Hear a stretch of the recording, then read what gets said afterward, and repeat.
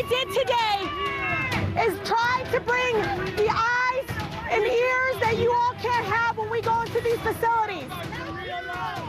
Today, what I learned today and seeing the eyes of a father of a 14-year-old is that it's not about children only. It's also about the fathers and the mothers.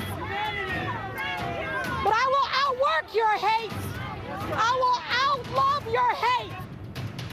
Democratic Congresswoman Rashida Tlaib addressing protesters outside a detention facility in Clint, Texas this week.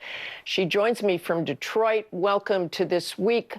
I want to get your reaction, first of all, to Acting Secretary McAleenan. So, in regards to the report, in regards to what he was saying, it's so contradictory of what we got in the Inspector General's report recently. I mean, what I saw was a number of people at 14, up to 14 in one area, sleeping on the floors. A number of them saying they don't bathe within 15 days, where Congresswoman Ayanna Pressley went up to the water feature, you know, next to the where the water comes out. She turned the knob and there was no water that was coming out. And when literally every single woman confirmed what the one woman said, which is, I asked for water and they said, go drink it from the toilet. I think there was too many of us. I mean, there was close to over 10 or 11 members of Congress. Several of them were in the same cell unit where the 14 women or so was at. And then I was in another unit area where the door, they finally were able to open up the door for me to speak to a grandmother who has been there for 40 days and had not seen her grandson that she came with since then, who's also special needs. Alexandria Ocasio-Cortez, your colleague who was at the border with you, compared the facilities to a concentration camp. Do you agree with that comparison? Absolutely. I mean, there's a number of experts that say this is because it's traumatic. I mean, I don't know how to explain to people what we saw when we're explaining to people and they're kind of looking back and saying, well, that can't be true. I said, but we were all there. I mean, you have Congressman Castro, Melanie, Norma, all of us were there. We saw what we saw and we heard from the folks that were in the facilities. And some of them have not seen their children since being there. What you need to also know is, do you know the mere touch? The mere, even me holding the hand, broke them down in tears.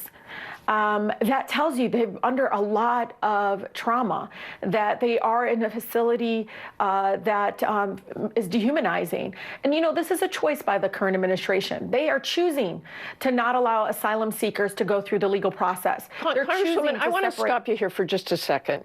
McAleenan has been sounding the alarm for months for resources to help the migrants. You voted against the $4.6 billion emergency border bill to deal with the surge of migrants that included almost $3 billion to provide shelter and care for unaccompanied children. Acting Secretary McAleenan says those funds are critical to get children out of CBP custody and transferred, even if the bill didn't have everything you wanted. But listen to this. Do you know what the CBP agents said on the ground, though, Martha? Just answer do you know what they said? What did they say on the ground? Ask a CBP agent. That's the one thing. I can talk to this secretary and he can say throw more money at a broken system, at an inhumane system. 3 agents took me aside, away from my colleagues, and said more money is not going to fix this, that they were not trained to separate children, that they don't want to separate 2-year-olds away from their mothers. That's not what they were trained for. That's not what they signed up for in their service to our country. They signed up to protect the border, not to separate children, not to put people in cages. They all said this is a broken system. This is inhumane. I mean, these are also human beings. These are also fathers and mothers themselves. A woman met an agent who's a mother of 5.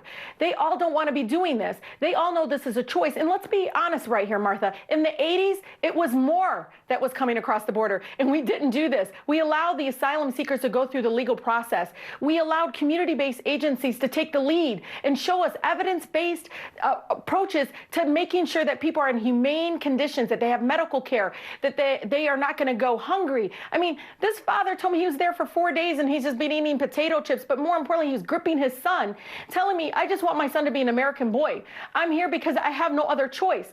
And I can tell you, as a mother of two, but also as a child of immigrant parents, I know my parents would have done the same thing for me to have a better future. But what our country is doing is creating a generation of children that will remember what our country did to them.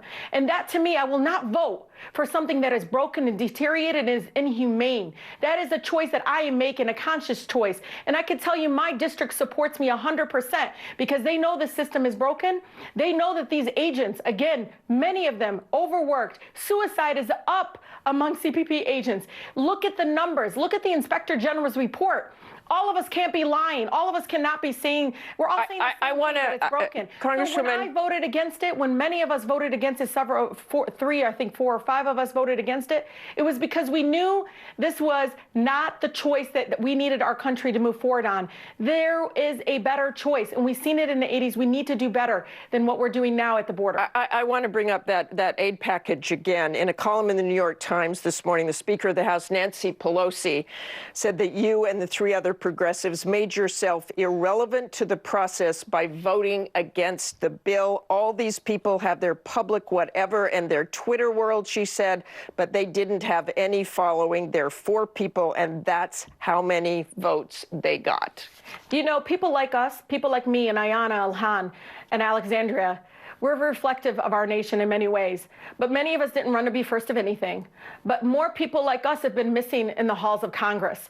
More people like us, people of color, have been missing in the chamber because most of us, and Ayanna Pressley says it more beautifully, people that are closest to the pain need to be at the table making these decisions.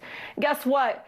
We know what it feels like to be dehumanized. We know what it feels like to be brown and black in this country. And I'll tell you right now, we're not going to stand by and sit idly by and allow brown and dark-skinned children to be ripped away from their parents, to be dehumanized, to feel like... What would you say to Nancy Pelosi? What would you say directly to Nancy Pelosi? Honor the fact that we are there, that 650,000 people are represented by each and every single one of us, that there is some sort of, I think, in many ways, something special about having a refugee, having a woman that, you know, has experienced alone what incarceration has done to her family, right? All of us have these experiences that I think have been missing in the halls of Congress. Honor that, respect that, put us at the table. Let's come up with a solution together. But there is a better approach. They passed something out of the House. Still, I will not support anything that is broken and that dehumanizes people. But guess what? Mitch McConnell sent you back something that was worse. And I'll tell you right now, I mean, all you could do is focus on him. Uplift the women, especially the women of color within your caucus that are out there, because I'll tell you, more people like us, more people like me that come out to vote, we win. All of us win. And okay, I'm going to have to stop you there for time. It is very disappointing that the Speaker would ever try to diminish our voices in so many ways. Again, I appreciate your comments very much for joining us. Thank you so much. Coming up, the Powerhouse Roundtable.